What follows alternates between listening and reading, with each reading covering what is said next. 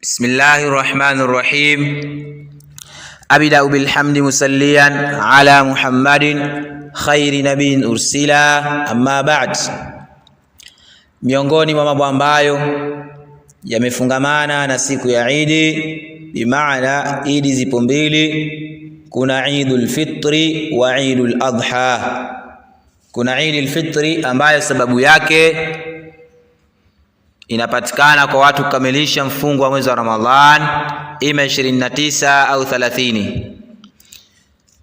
Kadhalik Eidul Adha inapatikana baada ya watu kukamilisha matendo ya hija, fungo 3. Hivyo miongoni mwa mambo ambayo yamefungamana hizi Idi mbili, alikuwa Mtume sallallahu alaihi wa alihi wasallam katika Eidul Fitri, bimaana akila kwanza kabla ya kwenda katika swala, na kinyume chake katika Eidul Adha akijizuilia kula na akila baada ya kurudi katika swala.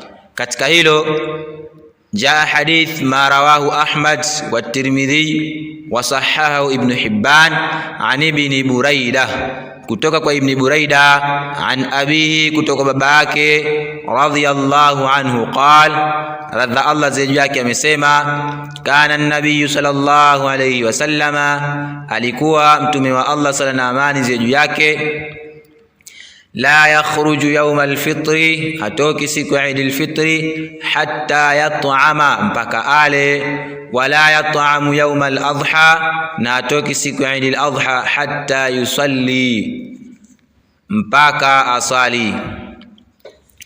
Kwa hadithi hii inaonyesha dalili kwamba katika sunna katika Eid al-Fitri mtu kula kwanza kisha kuelekea katika swala hili. Kinyume chake sunna katika sala ya Eid al-Adha kula baada ya kurejea katika sala. Kadhalika imekuja hadithi nyingine,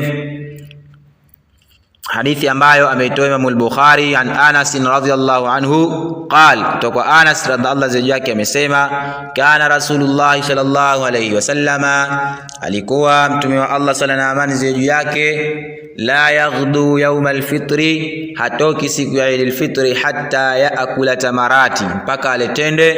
Katika riwaya nyingine imekuja yakuluhunna ifrada, alikuwa akila moja moja, bimaana akila kwa witi 1, 3, 5, 7, 9, 11.